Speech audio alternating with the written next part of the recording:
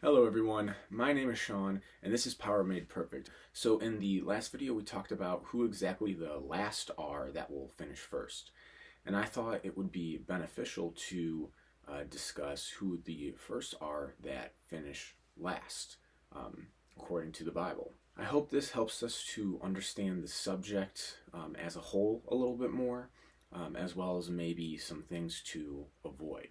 Now again, we find these verses in the book of Matthew in chapter 20, verse 16. Read that in the last video and I'm going to reread it now. Verse 16. So the last will be first and the first will be last. In the previous video about who the last is that will finish first, we found that it's not necessarily the act of being last that allows someone to be first in the eyes of God, but rather it is the heart posture behind being last, or having misfortune, being poor, not being good at something, you name it.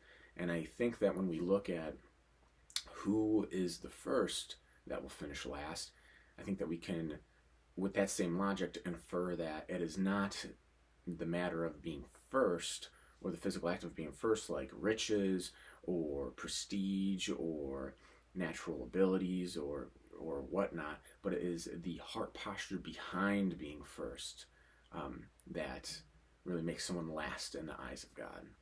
So to get some better understanding and maybe some examples, I have two verses in mind that I want to go to. And the first one is Job chapter 1 verses 1 through 3. In the land of Uz there lived a man whose name was Job.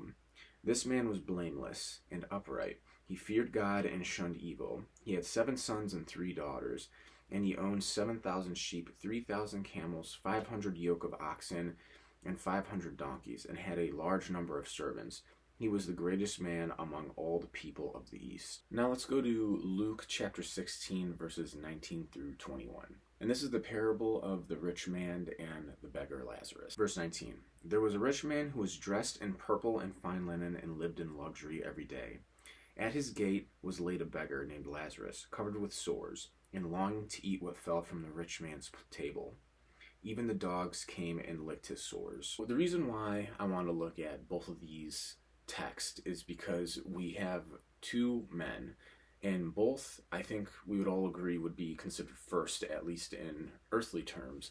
They both have wealth, they both have many possessions, they probably live very comfortably, and they have authority, they're looked up on, and all these things. And when we see someone like that in our world, a lot of times, at least I know for myself, that it's just like, man, I wish I could be like them. I wish I could do those things. However, if you could see, there are huge differences between Job and the rich man in the parable. And the main differences being, one fears God and wants to serve God, and the other one wants to serve himself and puts himself first. Now we can see Job is after God's heart and wants to abide by his will and wants to serve him and not himself through Job chapter 1 verses 4 through 5. It is right after where we left off in Job. And it goes, verse 4, his sons used to take turns holding feast in their homes, and they would invite their 3 sisters to eat and drink with them. When a period of feasting had run its course, Job would send and have them purified. Early in the morning, he would sacrifice a burnt offering for each of them, thinking, perhaps my children have sinned and cursed God in their hearts. That was Jacob's regular custom. Going back to the parable of the rich man and the beggar Lazarus, we can see a glimpse at the heart of the rich man a little bit later in the parable. After it describes who the rich man is and who Lazarus is, and the different spots that they hold within that story, eventually Lazarus passes away, he dies, and then is taken off to heaven, while the rich man dies, and then he is in hell. And then from hell, the rich man is looking up to Abraham and Lazarus, pretty much begging just for the littlest bit of comfort, because it is agony where he is at. And then Abraham looking at the rich man, in responding to this, says this. Luke chapter 17, verse 25. But Abraham replied, "Son, remember that in your lifetime you received your good things, while Lazarus received bad things. But now he is comforted where you are in agony." Now I think we can see here the heart behind the rich man and how he desired the worldly things to be his ultimate prize. The luxury, the purple clothing, the fine linen, all these things.